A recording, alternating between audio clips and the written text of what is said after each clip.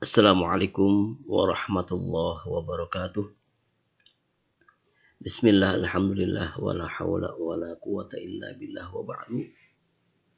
Anak-anakku yang Ustaz sayangi dan Ustaz banggakan. Semoga Allah senantiasa merahmati antum semua. Dan semoga antum semuanya dalam keadaan sehat walafiat. Alhamdulillah, pada kesempatan ini kita akan mulai belajar tentang thaqafah Islamiyah. Mudah-mudahan semuanya bisa mengikuti dengan sebaik-baiknya. Baiklah, kita awali dengan ucapan Bismillahirrahmanirrahim. Rabbi zidni ilman nafi'a warzuqni fahman wasi'a wa quwwatan fi dzakirah wa alhiqni bisalihin birahmatika ya arhamar rahimin. Anak-anakku yang Allah muliakan dan Ustaz cintai, yang pertama ingin Ustaz ingatkan sebagai bagian dari tazkirah. Sebagaimana Allah berfirman, wa dzakir fa inna dzikra tanfa'ul mu'minin. Dan berilah peringatan, karena peringatan itu sangat bermanfaat bagi orang yang beriman. Sebagai bagian dari tazkirah dari Ustaz untuk antum semua, yang pertama, niatkan belajar karena Allah Subhanahu wa ta'ala. Kenapa? Agar menjadi nilai ibadah dan mendapatkan pahala dari Allah Subhanahu wa ta'ala. Hal ini sesuai dengan hadis Rasulullah SAW yang matannya, yang teksnya adalah innamal a'malu binniyat wa innamal likulli imri'in ma nawa. Sungguhnya amal-amal itu tergantung niatnya. Dan setiap orang akan dilihat apa yang diniatkannya dalam beramal tersebut. Oleh karena itu, mari kita untuk memperbaiki niat kita, belajar karena Allah Subhanahu wa ta'ala. Bukan karena umi, bukan karena abi, bukan karena gengsi. Yang kedua, ingatlah tugas kita hanya membaca dan membaca. Kenapa membaca? Karena membaca adalah salah satu cara belajar. Sebagaimana Allah firmankan dalam surat Al-Alaq, sampai mengulang 2 kali. Dalam ayat pertama Allah berfirman, Iqra bismi rabbikal ladzi khalaq. Ya.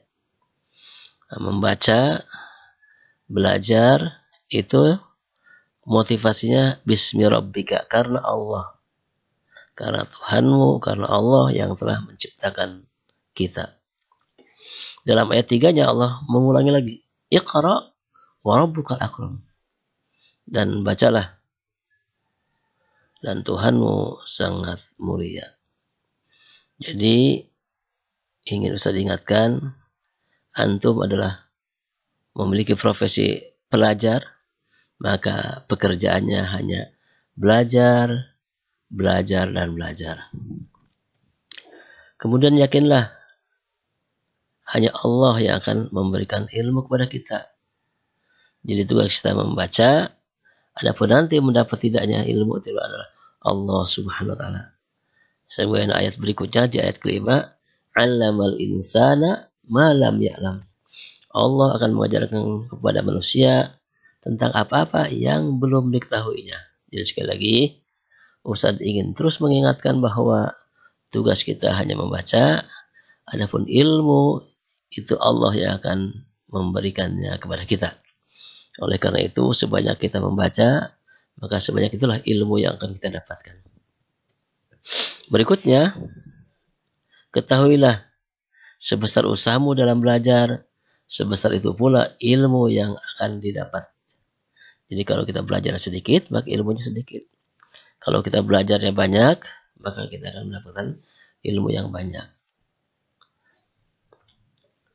Kemudian, ingin Ustaz ingatkan untuk setiap saat, ya, bahwa hanya orang-orang kuat dan tabah saja yang mampu naik ke puncak Gunung Ciremai.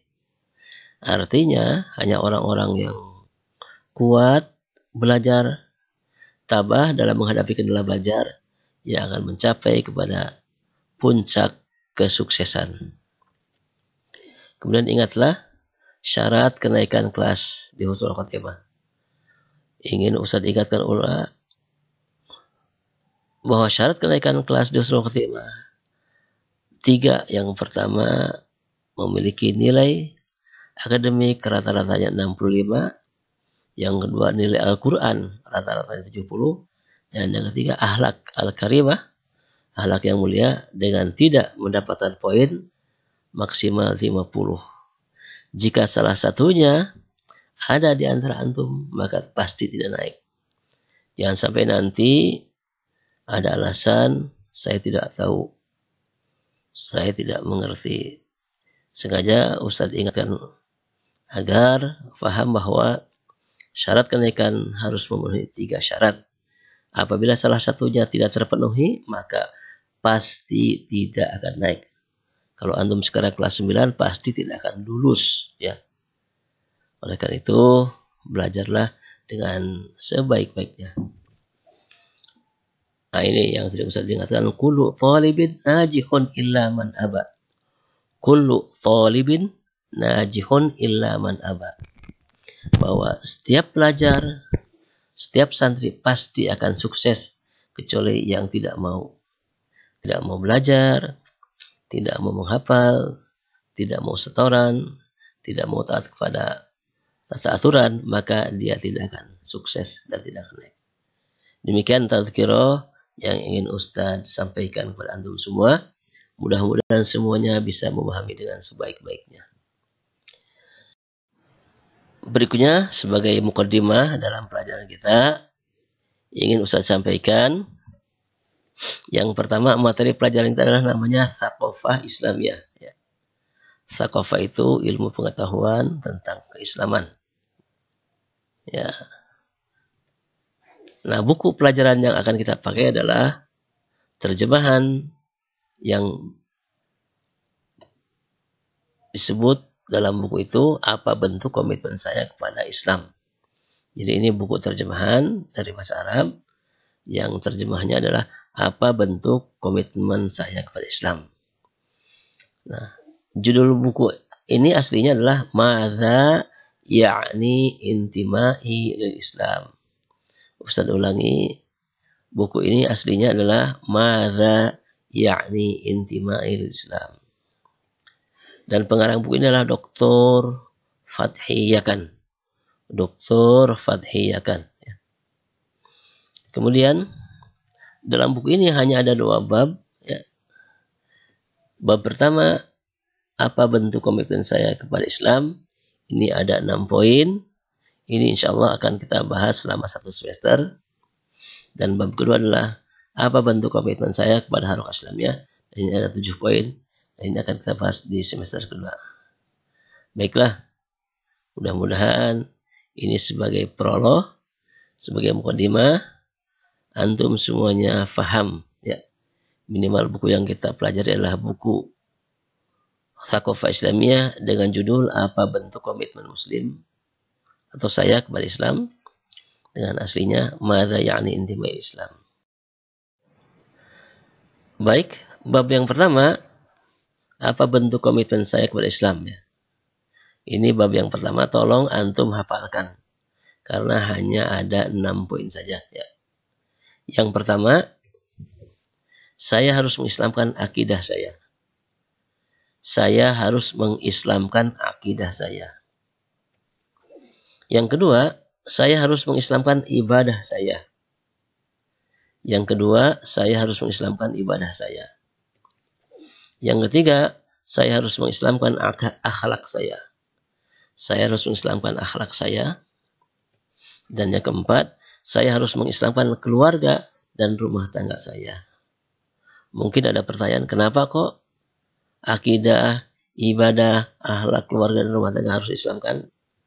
Berarti logikanya bahwa mungkin di antara kita masih ada akidah yang tidak islami, masih ada ibadah yang tidak islami, masih ada akhlak yang tidak islami, dan masih ada keluarga yang tidak islami, atau rumah tangga yang tidak islami. Ya. Kemudian yang kelima, saya harus mengalahkan hawa nafsu saya. Ya. Saya harus mengalahkan hawa nafsu saya. Dan yang keenam adalah saya harus yakin bahwa hari esok milik Islam. Inilah bahasan yang akan kita bahas selama 1 semester di semester ganjil. Diulangi, bab pertama yaitu apa bentuk komitmen saya kepada Islam. Maka kalau ada pertanyaan, sebutkan komitmen Muslim kepada Islam, maka antum menyebutkan 6 poin ini. Ya. Pertama, mengislamkan akidah. Ya. Yang kedua, mengislamkan ibadah. Yang ketiga, mengislamkan akhlak. Yang keempat, mengislamkan keluarga dan rumah tangga. Yang kelima, mengalahkan hawa nafsu. Dan yang keenam, yakin hari esok milik Islam. Inilah bab pertama yang akan kita bahas selama 1 semester. Mudah-mudahan Allah Subhanahu wa Ta'ala memberikan kita semua kemudahan, kesehatan, dan keberkahan hidup. Ustaz sampaikan kiat sukses ya, dalam belajar ya. Syafi'i radhiyallahu anhu syi'run. Jadi ada Imam Syafi'i memiliki syair yang insya Allah ini sudah terkenal dan sudah sering disampaikan di beberapa tempat, termasuk oleh Ustaz di Pondok Pesantren Nusukh 52. Imam Syafi'i mengatakan, "Akhi lan tanalal ilma illa bisittatin. Sa'unbika an tafsilha bibayanin." Saudaraku, engkau tidak akan mendapatkan ilmu kecuali dengan 6 syarat. Jadi, kalau antum ingin sukses dalam belajar, menurut Imam Syafi'i, seorang ulama yang Masya Allah sejak kecilnya diberikan kecerdasan, dia memiliki kiat suksesnya dengan 6 syarat. Kemudian dia menyampaikan, "Sa'unbika, akan aku sampaikan kepada kalian, antafsiliha, rinciannya, bibayanin dengan jelas." Ya. Bagaimana 6 syarat ini menurut Imam Syafi'i? Yaitu zaka'un, ya.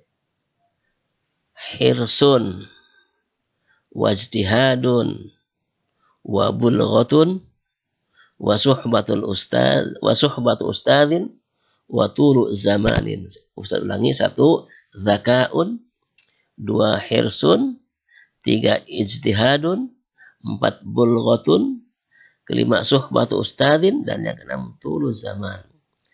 Apa yang maksud dengan zaka? Ya, zaka itu adalah mampu memanfaatkan otak, mau mikir. Ya.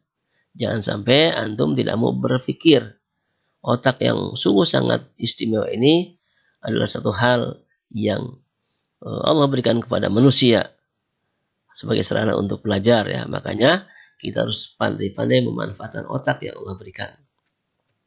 Yang kedua, hirsun. Artinya kita dalam belajar harus rakus.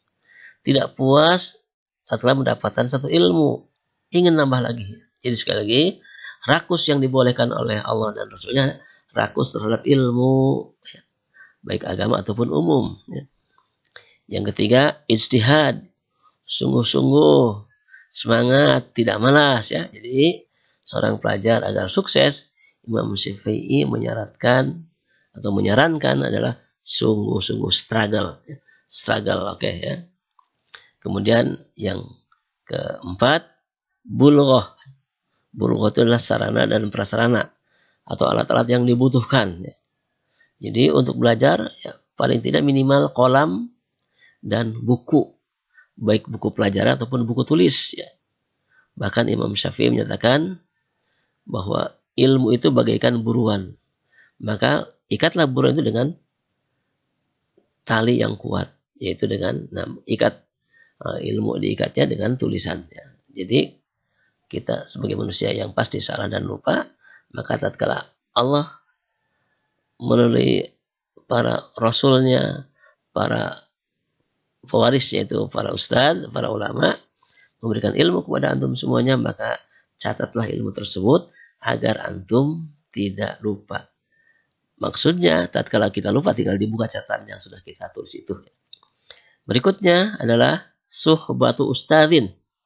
Jadi berteman dengan ustaz ya, senantiasa antum bertanya kepada ustaz, bergaul dengan ustaz, baik ustaz sebaya ataupun ustaz yang ada di kelas antum, baik wali kelas ataupun guru mata pelajaran. Dan yang terakhir, tulu zamanin, waktu yang panjang. Jadi belajar itu harus waktunya panjang, bahkan dalam bahasa kita long life education ya, belajar selama hidup. Mudah-mudahan kiat yang diberikan oleh Imam Syafi'i ini bisa kita pelajari, bisa kita pahami, dan bisa kita terapkan sehingga kita menjadi orang yang sukses seperti Imam Syafi'i. Beliau ulama yang sungguh sangat terkenal, bahkan buku-bukunya yang dia karang sungguh sangat banyak sekali. Insyaallah paling tidak 6 syarat ini harus kita lakukan.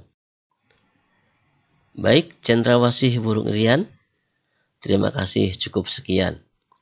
Sampai jumpa lagi. Semoga Allah Subhanahu wa taala memberikan ilmu yang bermanfaat kepada kita semua. Amin Allahumma amin. Akhirul kalam. Assalamualaikum warahmatullahi wabarakatuh.